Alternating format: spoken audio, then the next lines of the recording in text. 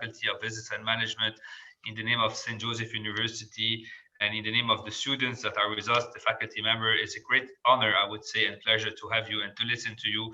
I was very pleased. Thank you for sending me your books and what you did. And this is really impressive to see you live, especially because I think that most of it, you're a passionate person. And when we do something with passion, you always succeed into that. Just to introduce you, thank you for sending a small part of your bio. I need that you've been in management and in the business environment for more than 45 years. So this means you started when you were 5 years old. That's Since you're right. 50 now, so Don't count the very numbers. young. You started very young. So you worked a lot into philanthropic, into business, into nonprofit organization, into education. You have helped and I would say coach a lot of leaders, entrepreneurs, students, and I like what you say, to their assumption. So you support them into their assumption. And the first message to our students is that everyone has to make his assumption. You cannot do it for them, but you teach them how to fight, how to be resistance, how to discover the new solution, and to have and you call this a purposeful impact. You have a company called Itwin Digital that work with mid-sized organization, a lot of multinational, to design a value-based transformation strategy. I like transformation strategy.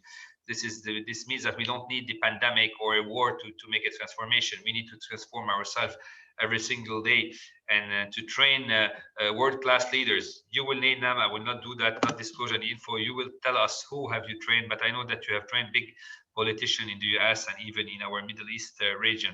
You have a catalyzer lab that provides frameworks for managing change, fueling transforming business models. So I think that each one of us as business people now have to review his business model.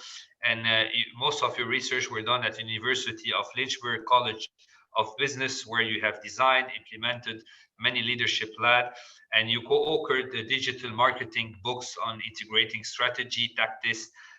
Empower Us is your last book in 2020, From Crisis to Strategic Harmony. So I like the idea of harmony, because each one of us is looking for his new balance, and you call this harmony. Yes, we have to be in harmony with our new changing environment.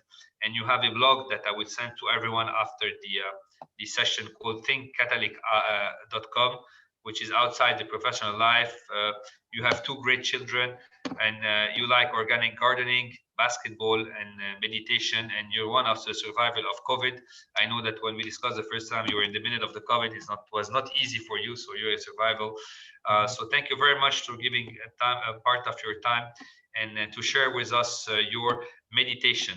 So once again, thank you very much. Thank you, Dr. Bontoun, for co-organizing this event and coordinating with us. Thank you to our faculty, to our students, and I'm looking forward to listen to you and have a lot of notes. Thank you very much. Assalamu alaikum to everybody. And Ramadan Mubarak for those who are celebrating this holy month. I've have had the opportunity of traveling throughout your beloved region for the last 20 to 30 years. I've visited globally over about 45 different countries, lectured on 5 different continents. One of the things that I do is I'm really passionate about handing that baton to the next generation.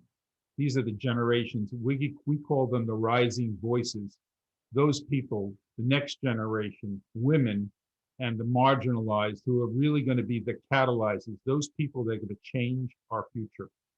And I'm very grateful, and I'm going to underline the word grateful, for the opportunity that Doctor has given me to share some insights. This is a snapshot of some 30, 40 years of work on how to really understand and empower people who want to change the world in business, in organizations, in nonprofits. And I visited Lebanon about 18 months ago, well before the explosion and before the pandemic. And I realized a really major challenge. It was a country which was so rich and so really intelligent and creative, but it was lacking the thrust for transformation. And that's what I think Lebanon is really facing. the need to figure out how to transform and how to accomplish it. So I'm going to begin at a very different place than most business professors begin. I'm going to begin with the truth from many major religions and philosophical texts, where you will not need to change the condition of a people until you change what is in themselves. Or as Gandhi says, if you change yourself, you'll change the world. So, Professor, I'd like to begin with the first slide and play you a very famous song by Pink and ask you to listen to it and write down what are your dreams for yourself and for Lebanon. And at the end of a minute and a half, we'll let you write it down, and then we're going to ask you to participate. One misconception of meditation is that if you're meditating, your mind will be blank.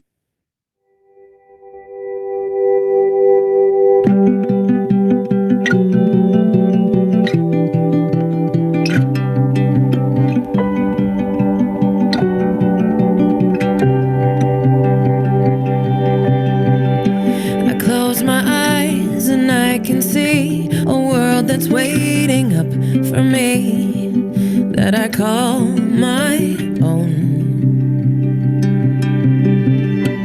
Through the dark, through the door, through where no one's been before, but it feels like home. They can say it all sounds crazy. They can say I've lost my mind. I don't care if they call me crazy. We can live in a world that we design. 'Cause every night I lie in bed, the brightest colors fill my head. A million dreams are keeping me awake. I think of what the world could be, a vision of the one I see. A million dreams is all it's gonna take. Oh, a million dreams for the world we're gonna make. So, go back to the PowerPoint, please.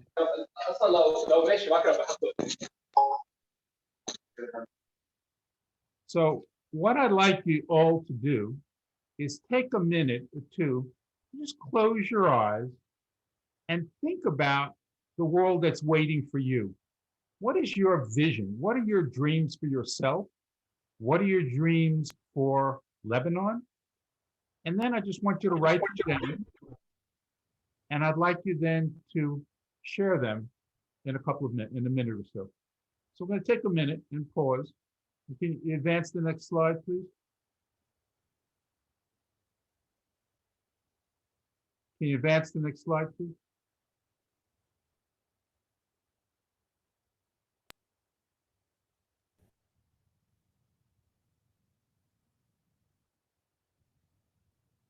Okay, so take a minute or two and write down what are your dreams, please.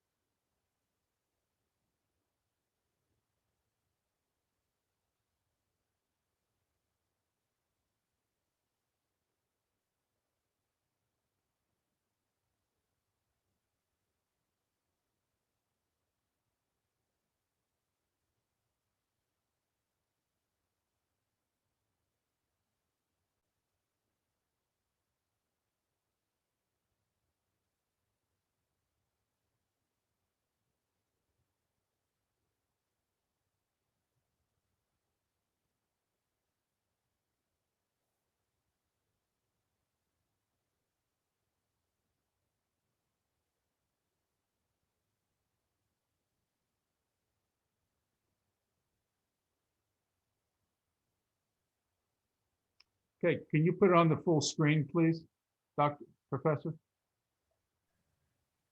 So who would like to begin? This is a very participatory session.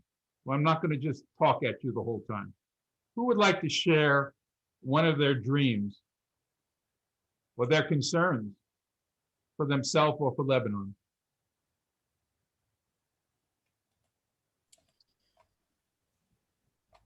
Somebody from our students, please. Yeah, okay, or I mean, professor as well. Yes. Yes, please. Who will start? Professor You go, yeah, Professor Dr. Bustani. Okay, you go, Mona. Yeah. I dream to live in a peaceful and joyful environment. Okay. Yeah, that's it. With prosperity. With prosperity. Okay, that's good. Yeah. Somebody from our students? Radi. Radi, you're the first to connect. You tell us. Well, I do think that as any Lebanese citizen would say, the first thing or the first dream is to get to achieve an ethical state. Everything will follow. Okay, so we have live peace, joyful, prosperity, ethical state. Well, that's going to define a lot. Come on, let's participate. You all have dreams. What are you in your MBA program for? What are you here for? Hadia, come on. Don't be embarrassed. May I pitch in? Yes, Sure. please. Dr. Haddad. Well, what I always say to the youth that I meet in the NGOs and the social activism, well, I always tell youth, don't listen to us. So what I'm dreaming about is a Lebanon where youth has a say. Our generation failed to deliver the Lebanon we talk about. They have a better chance than us. So it's their time right now. It's not ours anymore. That's it. That's May great. I My daughter intervene? did a leadership program for youth. It's called It's Our Time. Exactly. She's 18 years old. Dr. Somebody- Fuad, may I intervene? Yes, Dr. Yes, Bajani. please. I'm dreaming of developing a real efficient ecosystem for entrepreneurs where we will be like a really startup creation factory, if you wish, where you have people creating ideas and creating companies all over the place with a lot of innovation, because we have the brains, we have the creativity as Lebanese, and we have proven that all over the world. I'm a bit jealous of what's happening in Israel, because Israel are having, an incredible, as I said in French, bouillon de culture of creating new ideas, startups everywhere, and they're partnering with all type of great companies all over the world, and this is a huge engine for their economy, as it can be for ours. You're absolutely right. I will say to you, when I visited Lebanon, the thing I noticed was the power of the entrepreneurship and the creativity of the younger generation. I really agree with you. You just need a match to light it, and not a bad match, a good match to ignite it. Thank you. Mrs. Habib wrote something on the chat box. You want to say it loudly, Mrs. Elvira?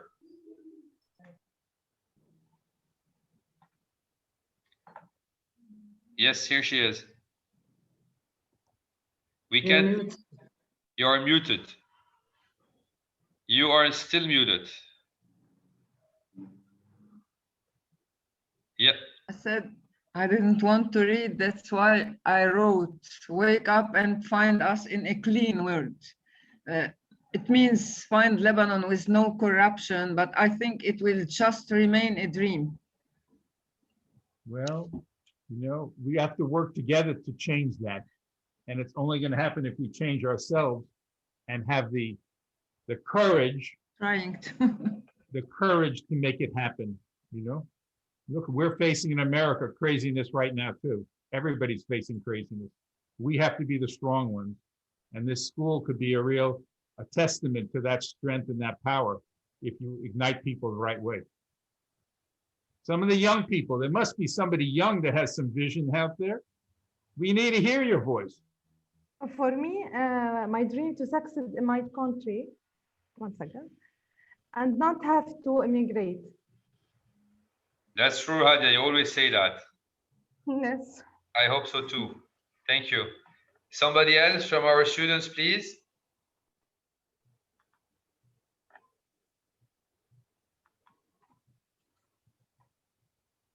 Somebody from our students, please. Before I can share. Yes, Janine. I want to have a positive impact on my society and the environment and help as much as I can people, and also on a personal level to develop more myself and know my personal worth and work on myself. This is my goal for now. Wonderful. Thank you. Wonderful. Thank you. Wonderful. Anybody else? Dr. Abu Khalil. Thank you. Well, I have two dreams at a time. The first one is professional. Well, professionally, I'd like to be able to endeavor and have more developed work in my research activity, as well as what I'm doing right now, and develop the programs that I am working on. And at a personal level, well, my dream is to serve the Lord, who saved me from sin and from hell at the time. He shed his blood for me, and I have also to serve him. And I hope I will have enough time to do that. Inshallah. Okay, can we go back to the next screen, Professor? To the PowerPoint. Next. So, what are you feeling? I knowing what's happening in Lebanon and what's happening around the world, some people are very fearful. There's a lot of instability. You feel like you're losing control. You might be feeling a little bit insecure. And a lot of you probably are feeling unprepared for the challenges and the crisis you have. Next slide, please. So what we need to do is change the narrative from feeling like you're a victim to feel like you're empowered, to feeling that Lebanon is broken and corrupt, to feeling that it's looking to the future and trying to realize its potential and our potential. We realize that there are a lot of dark forces. We see them all. We can reiterate every one of them, but we have to focus on how we could use our power in a different way. Next slide. So when I visited Lebanon, I realized exactly what some of the professors were saying. I experienced resiliency, hope, and an incredible creativity of and entrepreneurship. In fact, I would say there were 3 or 4 businesses. If they were launched in the West, they would become multi-million-dollar businesses. And I'm not exaggerating. But when I departed, and I was on my way to Dubai to do some master classes, I realized that the institutions that I visited were not really preparing the future leaders of Lebanon. And that's where I want to begin the story today. So our goal in this very small snapshot of a 4-module course on entrepreneurship, which we provide, is to change your view of what is a challenge, how you look at challenges, and how you have to change the rules of business, how business is conceived, how we've been thinking about it is, and how we have to make it so that it will create a new Lebanon in the idea of creating a new entrepreneurial ecosystem.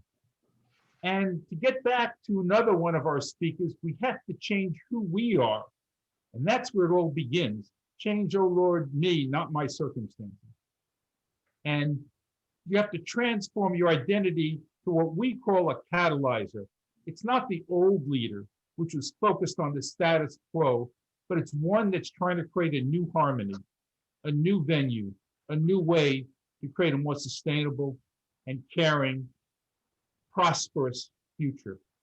And we look at 3 factors which are going to be critical in that: empowering your values, refocusing your intention, and practicing resilience.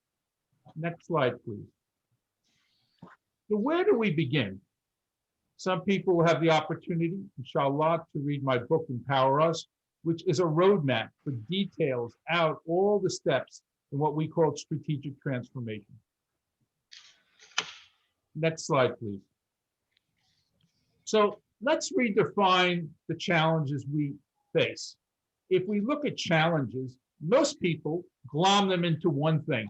Oh, I'm overwhelmed, I'm upset, or I'm too challenged. The crisis is crazy. But there are really 2 kinds of challenges. Ones which we can control and ones which we can't control.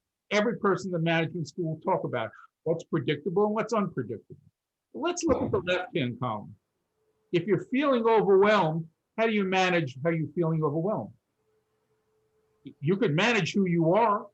You could manage your values, your beliefs. Nobody owns those but you. You could manage how you interface and communicate with people. It doesn't have to be through a command and control model, an old hierarchical model. It could be on a lot more collaborative model. You can develop all kinds of new skills, from digital marketing skills to emotional intelligence skills to AI, emerging technology skills, learning how to evaluate impact in different ways. And that's the last thing, is we really have to really rethink what it means to be successful. Most of us define success in terms of the dollar sign, currency. But there's a different kind of currency, which we're going to talk about. It's the currency of love, and how love creates a different kind of power in the world. Of course, we have things on the right-hand side, which we all know about, and we're victims of, or we're recipients of. An unpredictable world, COVID, exponential technological change, disruptive technologies, threatenings of climate change, speed of change, the new volume of information and misinformation, which is one of the huge crises in the world, political insecurity, which Lebanon is hosting on a daily basis, and the new power of networks. But the power of networks, my young friends, you are the digital natives and you control that, because your voice could be heard in a new way. So let's look at the world of business, which all of your business professors have grown up in, and every business school in the world has adopted. It's the proclamation of Milton Friedman. It's the social responsibility of business is to increase profits. That's a really narrow focus. And that has been established 50 years ago. And in that 50 years, we've looked at the results of it. There's total economic inequity. There's racial injustice. There's climate abuses, abuse of scarce resources, the lack of creativity and investment in sustaining the world. Why? Because we're thinking about me. We're thinking about the self-interest of the investor, only the profit of the corporation. Are we thinking about the impact and the prosperity of the community? Are we thinking about the effect it's having on the younger generation, on their families, on the environment that they're living in? No. Is that part of the equation for how we determine a business investment? It's all based upon me. It's more important than us. The investor is more important than all the stakeholders, the customer, the employee, the partner, or the community. And the output of profit, money, is much more important than the social impact of businesses. Next slide, please. So, friends, the only way we're going to do this is we have to change the world. We have to transform business into an institution which is going to evolve to serve your society, to serve the new Lebanon. Really look at business as commerce. Commerce is based upon communication. Communication doesn't have to be one-sided, top-down. We have to hear. One of the people who spoke said that her dream was, or a man said, one of the professors said, don't listen to us. You have seen it and have to inherit the future. Well, this is all about you. You have to change the rules. And it's your responsibility to rewrite businesses for the future. Next slide, please.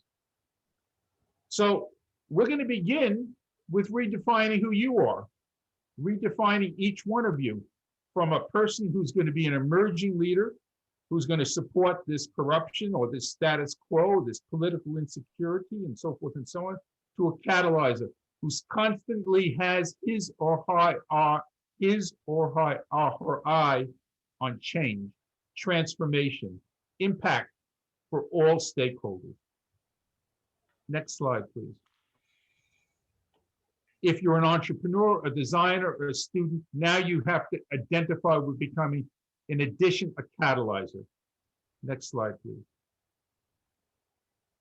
So this is a snapshot from the book of the difference between a person who considers himself a leader and a person who wants to evolve to become a catalyzer.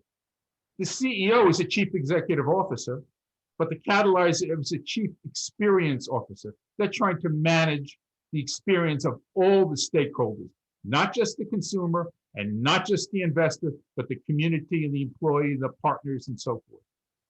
The leader is the boss, but the catalyzer is the peer, the mentor. The leader focuses on hierarchical power. The catalyzer focuses on love of purpose. The leader is rational. The catalyzer is empathetic. And we can go down the list. The leader is focusing on direct communication. The catalyzer is looking at more of a collaborative focus. The leader always wants to create control and order. The catalyzer has to live with ambiguity and change and risk. The leader minimizes risk. The catalyzer takes risks. The leader preaches beliefs and values and puts them on their boardroom wall. The catalyzer practices daily to live those beliefs and those values in all of the work they do, from the strategies they make, the profits they do, the decisions they make, the impact they have on their fellow employees, partners, and community. And we go down.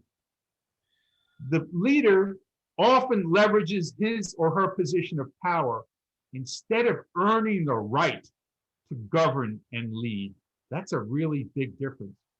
In the world of a catalyzer, you have to earn what you get. You're not positioned because of family and money. The leader compares himself or herself to everybody else, but the catalyzer doesn't judge. He tries to work, understand, empathize.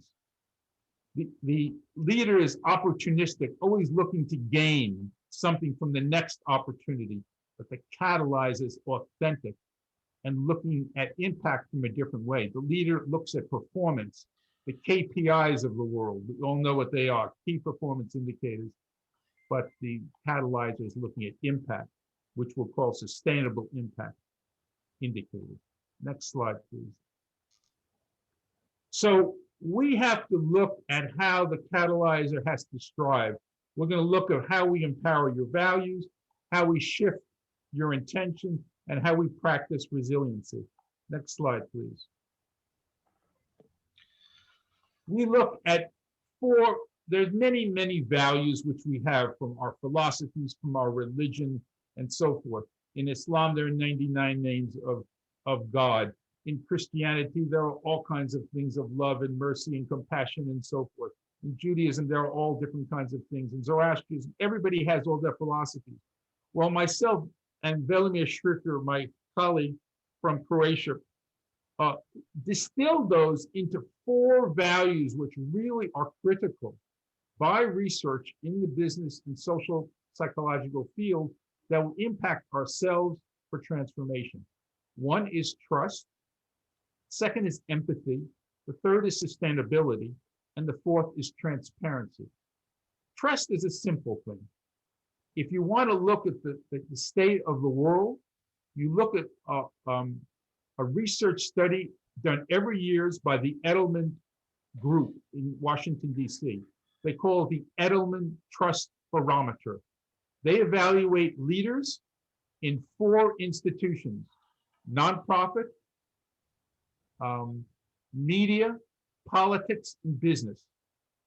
And most institutions for the previous 15 years in the West, I'm talking about Western democracies like England, the United States, and the European Union, are about 65% trusting of their leaders. Anybody have an idea of what that percentage is now? Anybody have an idea of what percentage of those institutions are trusted in year 2021? Anybody want to hazard a guess? 65% was the European Union percentage 4 years ago. 48%, friends. We're more distrusting as a global society. The most trusted nations are the Scandinavian nations, Denmark and Norway and Sweden. So if our institutions are not trusting, our businesses are not trusting, how do we build a society? We have to re-engender trust. We have to look at empathy of how we fit in with other people, how we understand them, how we listen to them, how we include people. This is the world of inclusion, of gender and race and people of different economic backgrounds. We have to find a way to build those bridges and reconstitute a multicultural, intergenerational model of change and transformation in the world. I don't have to talk to you about sustainability.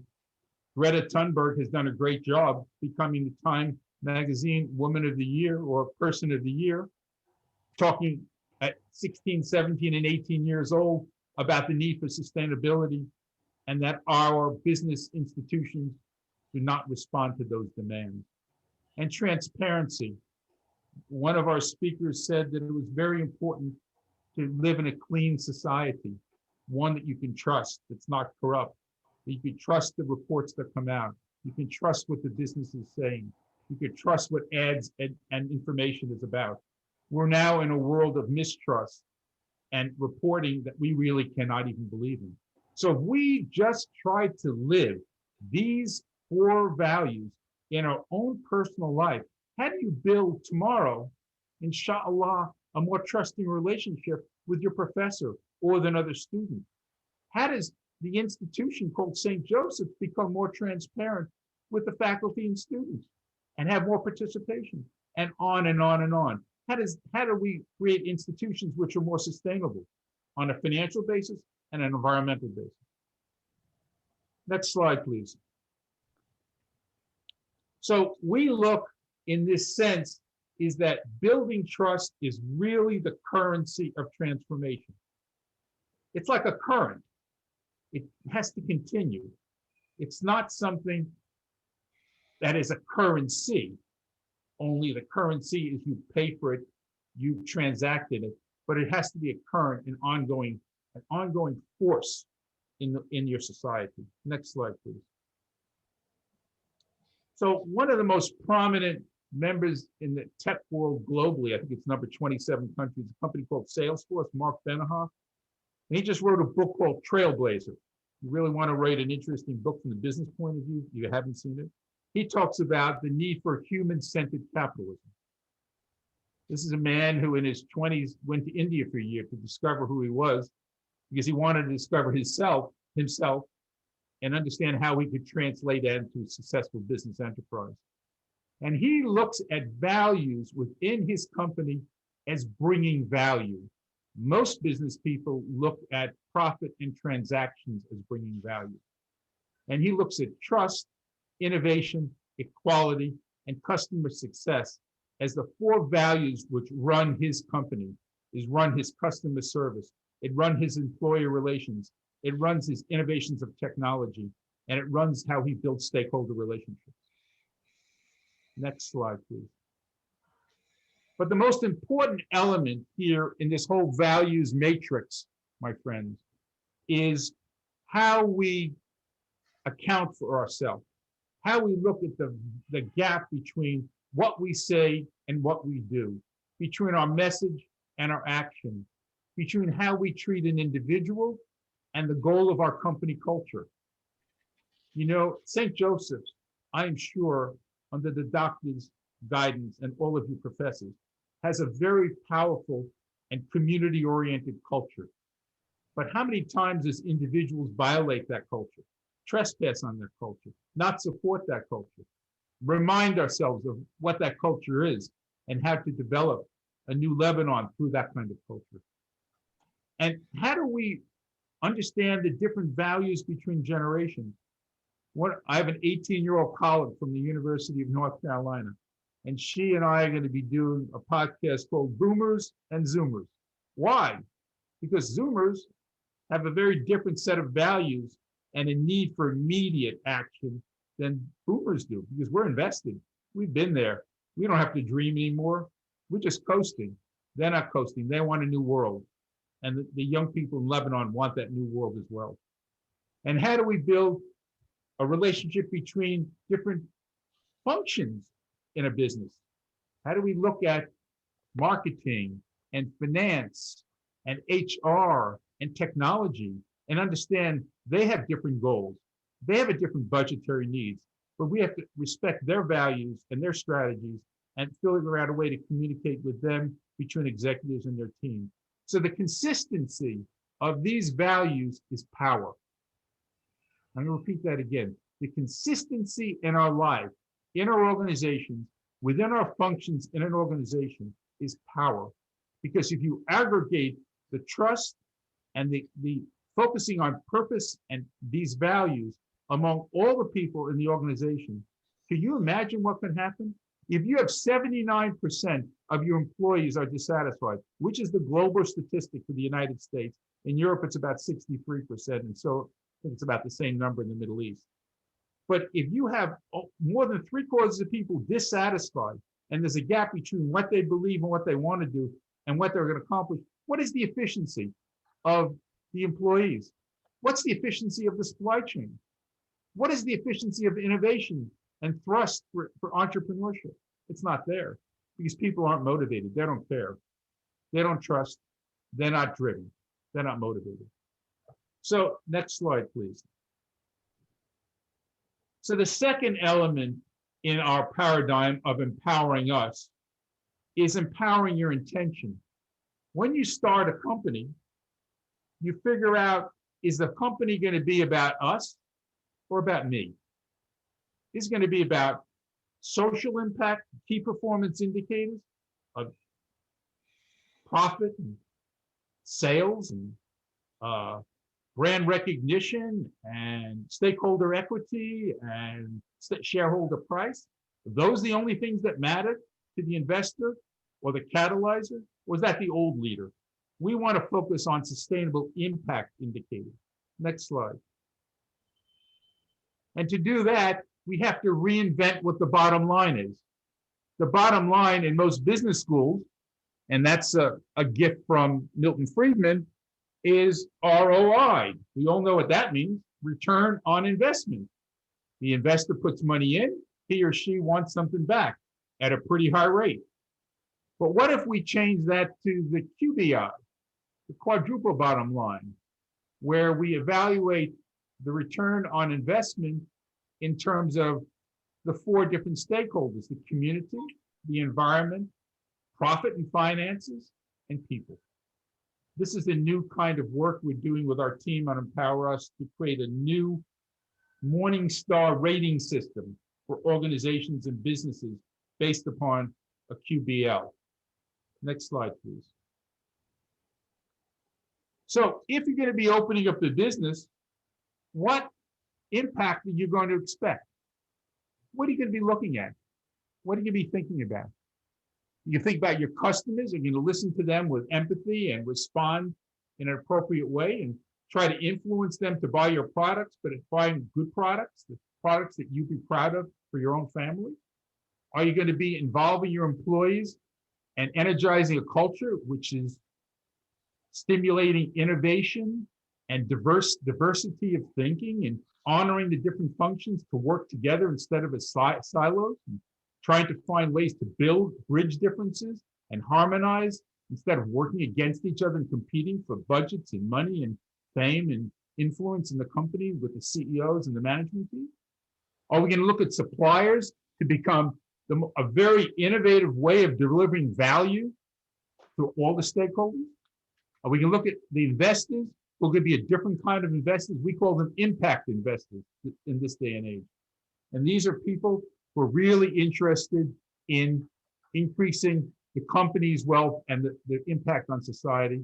And are we going to respect the needs of our community? Those are all the stakeholders. Next slide. So the last thing is the element of practicing resilience. How do you prepare for crisis, disruption, the post-COVID world? How do you, when you're knocked down, how do you get up again? You realize that everybody wants to become an entrepreneur, but in Silicon Valley, 90% of entrepreneurships fail. So what are the lessons for resilience, and how do you build that kind of character so you're strong enough to persevere through ups and downs? Because that's not all up, guys and gals. It's a lot of downs. So you have to look at failure as a learning opportunity. Failure is a way to become stronger, understand, and you have to look at your innovation more like a 3D printer instead of an old R&D driven company where you can just change some of the settings and get a new output.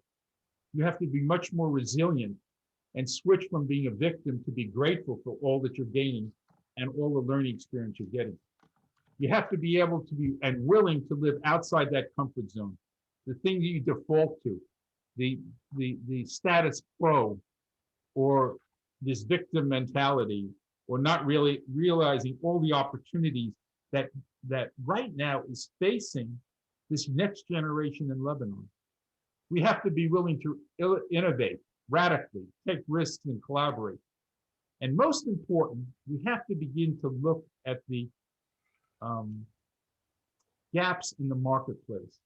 What are the gaps? When we teach innovation, we talk about how many gaps are there in terms of humanitarian needs, in terms of food and sustainability and prosperity of communities and health services. If I was an innovator and a young person in Lebanon, I would begin to create an enterprise which could be appropriate and create change and transformation in the future. But you have to begin to build your relationships, your supply chain, and your team ahead of time and understand how that gap can really be executed and solved. Next slide. So I want to give you, in closing, a really inspiring story of a young man about 12 years ago, and he's in his 40s now. He came here in his early 30s from Turkey. His name is Hamdi Yulakaya. He was a Turkish sheep farmer. He came to the United States in New York, and he went to the supermarket and he discovered yogurt, Dannon yogurt. It was watery, sugary. He felt was not real yogurt. So he worked for 6 months with some of his immigrant friends and some nutritionists and chemists to develop what is now called Greek yogurt. Some people might call it Lebni or sour Lebni or whatever you might call it. But it's a very thick yogurt. And he created an institution built with refugees, built with immigrants in the United States. They bought an old factory, an old dairy factory in the mountains about an hour and a half outside of New York City. And they refurbished it. They did it all with their own hands, their own work. He had about less than $100,000 which he borrowed to mobilize this whole factory and create this yogurt. He had no advertising dollars. He used social media. He worked with every one of his immigrant employees to use and promote word of mouth. This company, which produces yogurt right now, has about 10 different product lines. including espresso coffee. He's doing probiotic drinks in oat milk and all kinds of dairy products, and cheeses, and so forth and so on. In 12 years, he's grown from a fledgling entrepreneurship to a $10 billion company, which is having an IPO this year. And he's published, if you really want to search this man and get inspired, he's published what he calls, is a TED Talk called the Anti-CEO Playbook. And his ROI, professors, is kindness and gratitude for his employees. He says, how can you produce an ROI which is not thinking about the people who created the power and the success of your company? He looks at, and this is a quote from him, with your community, if you're right with your product, you'll be more profitable, more innovative, and will have more passion for people working with you and your community that supports you. So Hamdi is an example of what we can all become, from a sheep farmer to an entrepreneur. We need to find a society which is stable. I understand.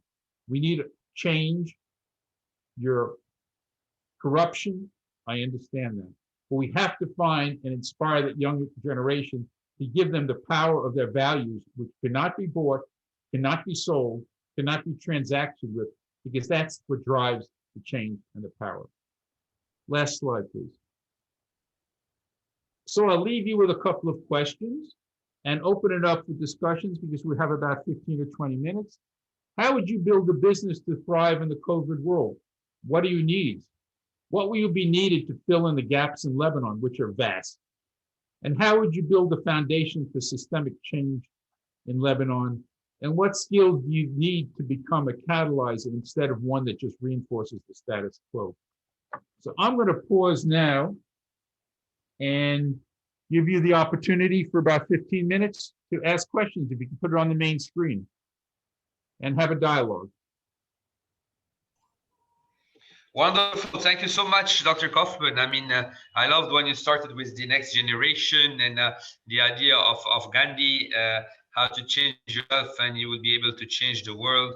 I love the difference that you have used between the catalyzer and the leader. This is a great, a new challenging talk. The consistency is power. I love that. We usually say money is power and communication is power. So consistency is wonderful, because this is great perseverance and the strategic transformation. Yes, strategy is not just to pick a plan, but the strategy is to transform yourself, your idea, your people, and many points that I've noted. I want to give the floor to, as a priority, to our students.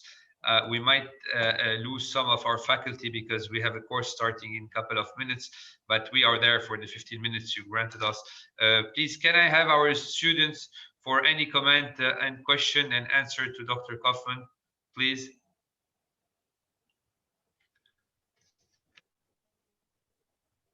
Our students, they are shy. They're impressed by you, doctor.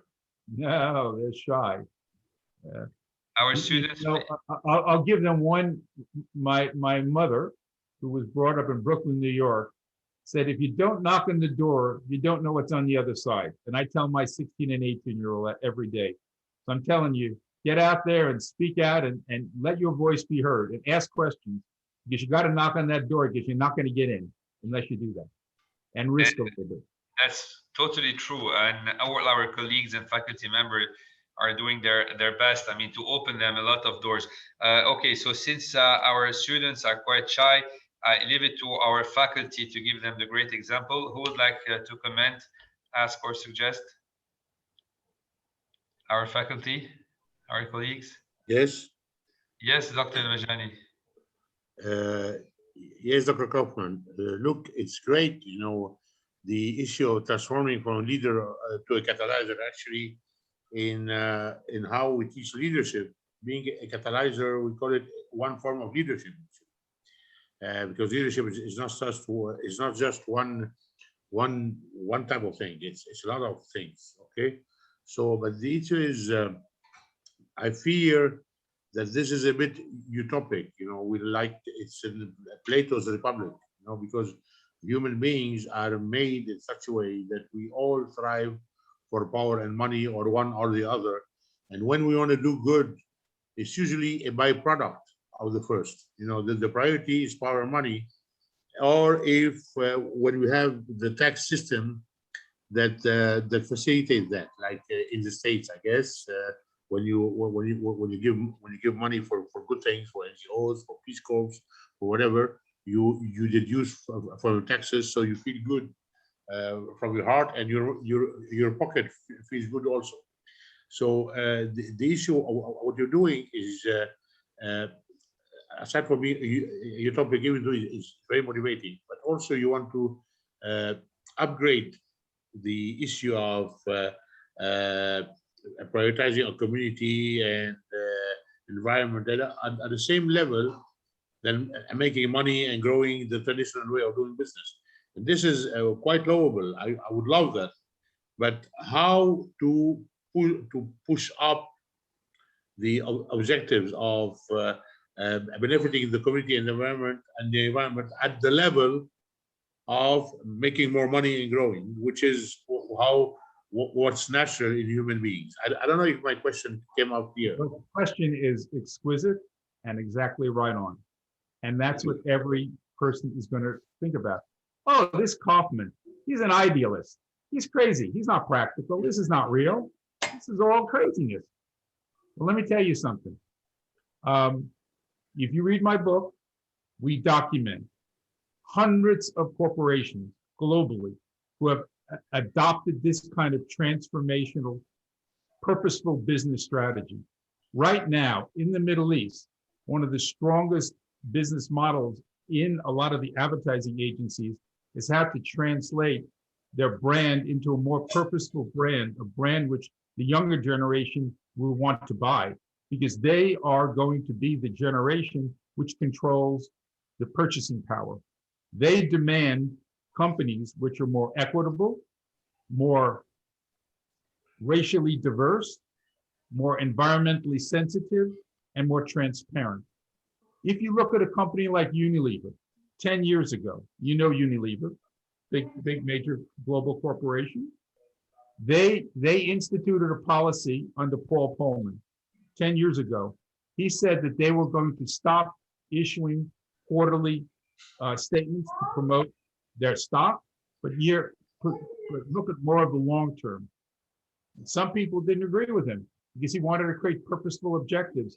He 10 years ago, they established a criteria for every president of every division would have to have two bottom lines, one profit and one social impact.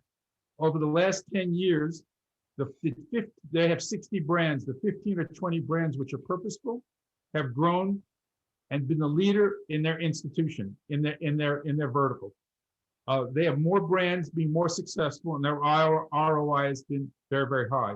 If you look at Salesforce, you look at Patagonia, I can give you a list of hundreds of companies. Look at IKEA. IKEA, a global corporation, 400, I think it's 400,000 stores, a catalog which is read by more people than read the Bible, or published by more people that read the Bible. This company is driven by values, driven by understanding customer needs, and they've been successful on a profitable level. The whole idea of the B Corporation, which is an idea which began many years ago, has now grown, and it's now growing globally in Europe and so forth. There are so many examples of this, and the younger generation is demanding this. I'm working with people in Sub-Saharan Africa and North Africa who are trying to create businesses to not duplicate the problems that we've created. But this model is not saying you have to be goody-goody to everybody, but you have to respect all of the stakeholders, and you have to respect your environment, because if you do not respect your environment, we're not going to be around next year to enjoy all the profits, And the economic inequities in the world, the younger generation are not going to be living with. They're not going to be accepting. So we have to provide a different kind of business model. Yes, not one that's idealistic only, but it's practical, serviceful, and looks at the impact upon all of the stakeholders. And that's a hard to swallow because we have been indoctrinated with the Bible of Milton Friedman, where profit is the sole goal. And it's a hard change for the older generation, for us boomers. You know, we love the other ideas, but we don't see it. And that's why we spent almost 300 pages detailing out how these ideas are power for this next generation. And we have to find a way to train them because we don't want to build Lebanon on the model of Milton Friedman. I'm telling you, it's not going to be worth doing it. Thank you very much, Doctor. Thank you. Thank you very much. Wonderful. Other comments, suggestion, students, faculty?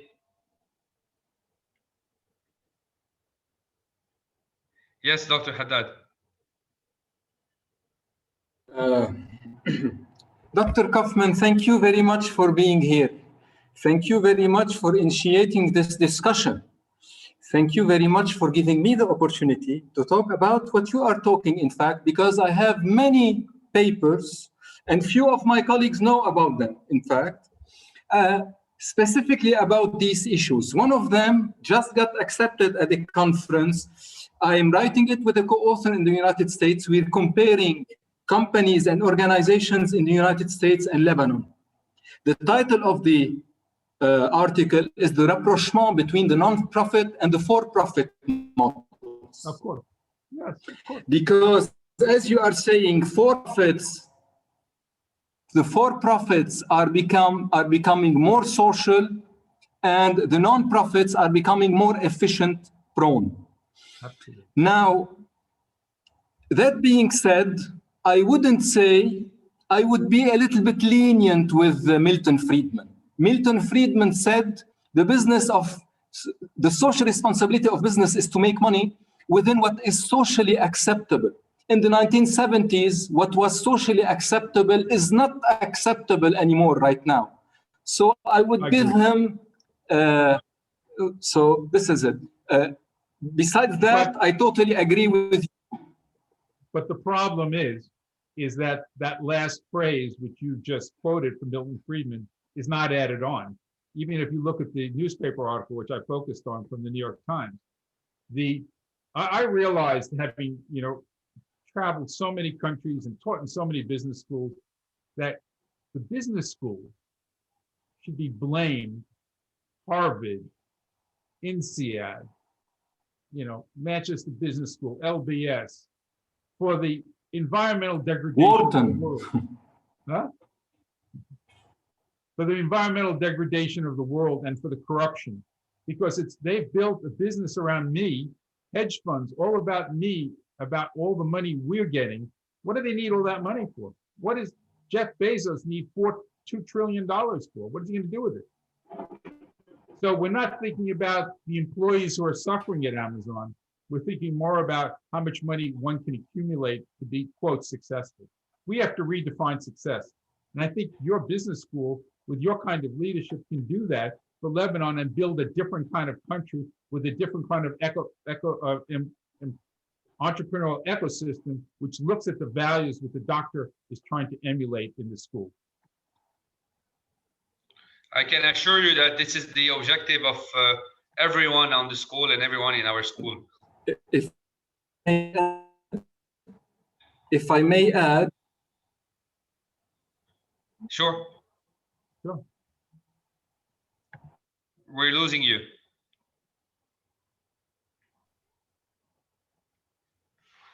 We're losing the connection. I think he'll be back. Any other comment, suggestion, question to Dr. Kaufman? May I add a small comment? Yes, sure, Dr. Bajani.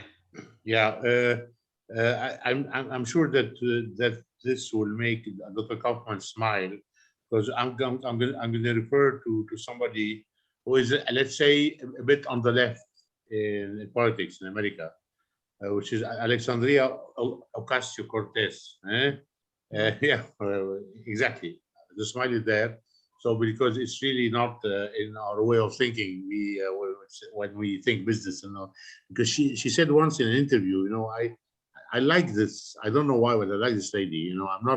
I don't like very much people in politics because of many reasons. But this is one of the few I like a lot, even though I don't agree with her politics. Anyhow, but she said once, when you make $1 million, I congratulate you. You make $1 million. But when you make $1 billion, you're not making $1 million. You're taking $1 billion from others. I like this. It's quite interesting. Which is actually it confirms what you're saying. When you make so much money, why Jeff Bezos or Elon Musk needs $200 billion in their pockets? When you're making so much money, you need about 100 lifetimes to spend them.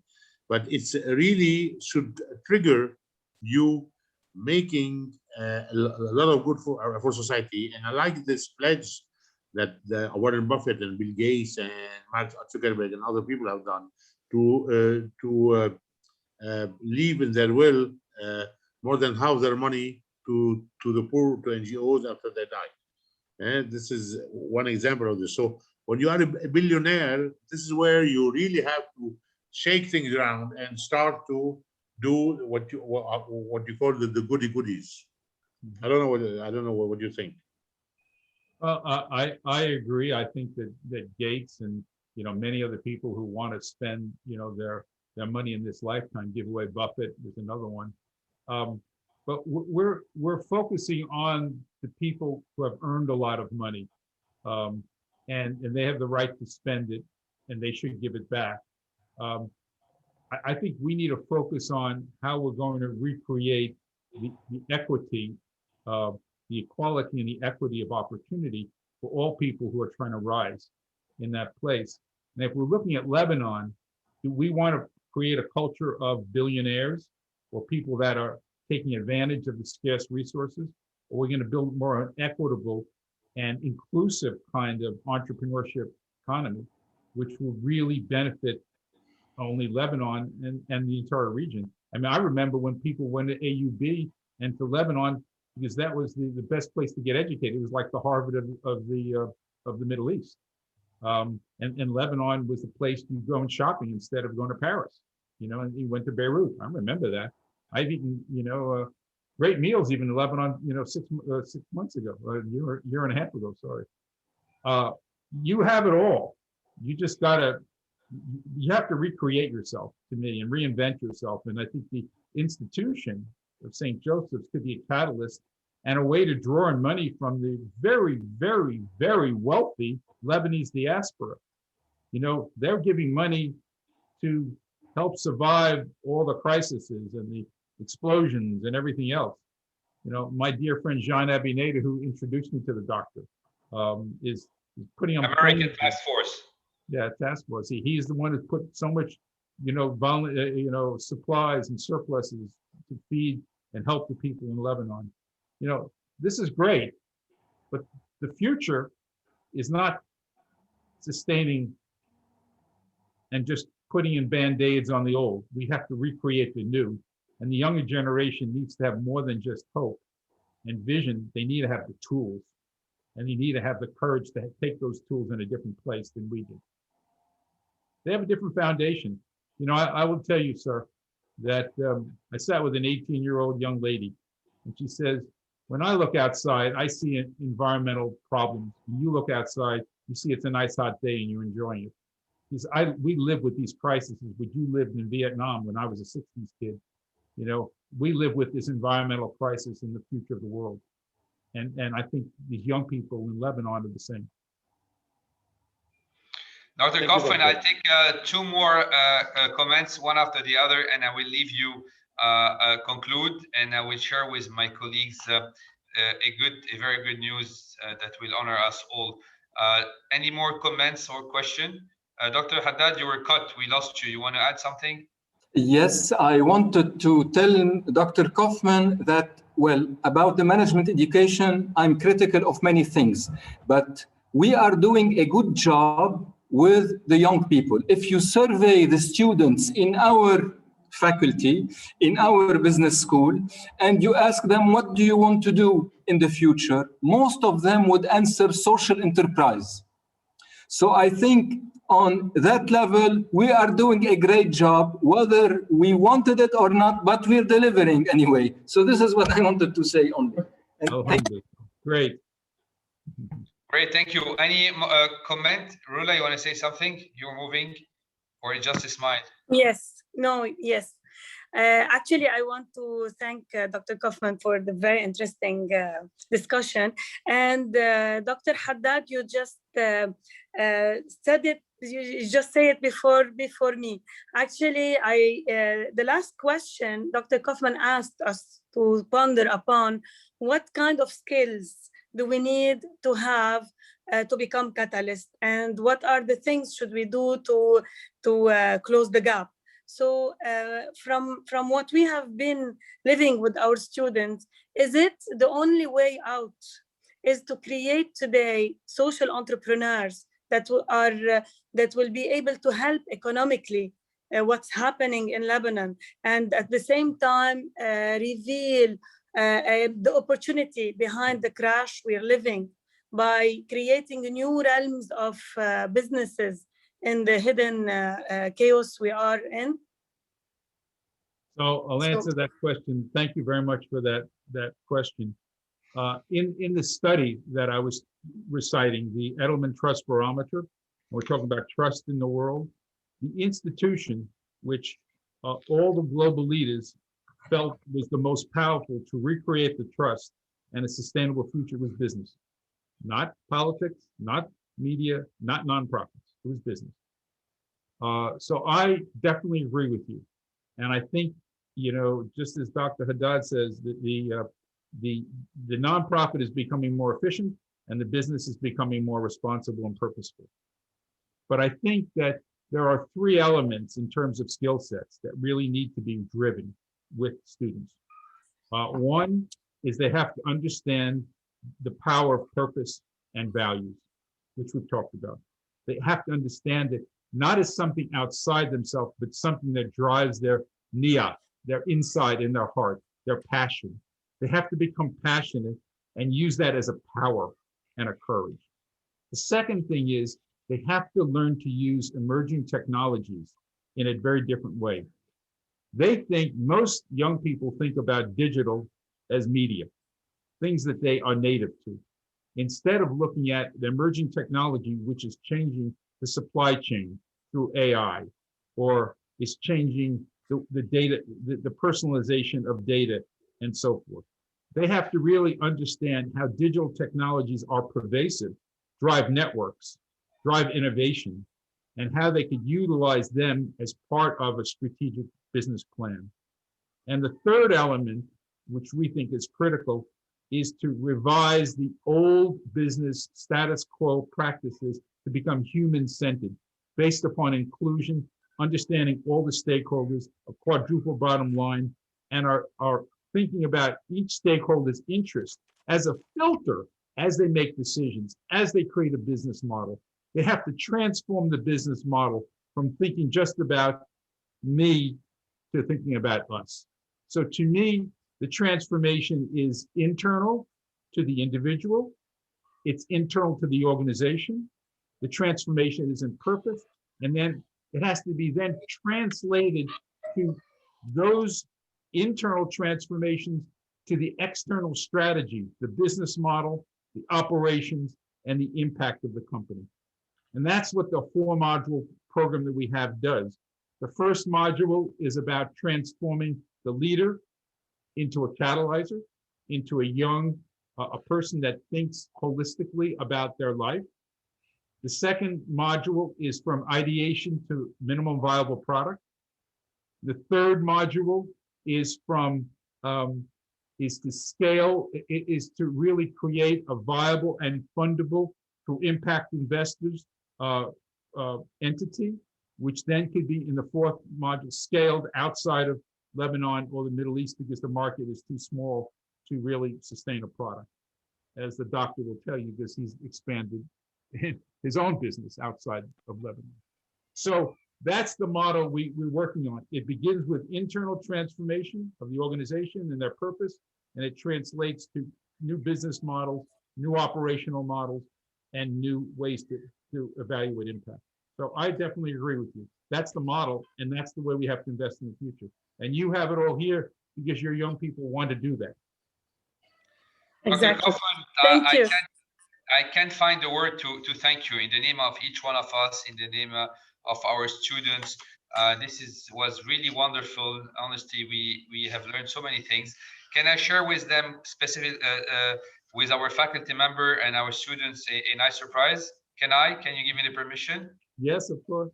Very good. So I just want to tell you that Dr. Kaufman and myself are working into conducting a course that will be given even virtually very soon at our faculty directly from the state with Dr. Kaufman on empowering.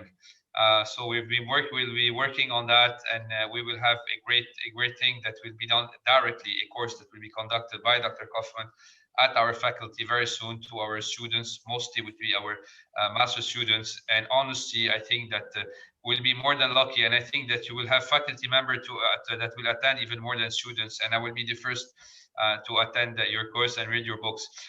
So, I mean, thank you very much again. I wanted to share this great news. We'll be working on it the coming weeks, and I hope that it will be on its feet very soon. And I hope after the pandemic, we will host you even on a physical presence on campus. Dr. Kaufman, I think that it's the beginning of a very long-term journey with St. Joseph, with our faculty, with each one of us, with myself and with you. We're very honored to have you now as a friend, as a colleague, as a mentor, and so many things. Thank you for your passion to education, and specifically to your love for Lebanon. I know how much you loved it, and I know that you enjoy Lebanese food, and it will be my treat as soon as you come visit us. Inshallah, inshallah. Thank you. Salam. Thank you. Thank you very much. Thank you to all. Thank you. Thank you. Thank you. Bye-bye. Professor Anton, you could send me the video, okay? At the end, you could send me. We'll send you everything. We'll send you everything. Thank you. Bye-bye. Thank you. Good night. Salam. Thank you.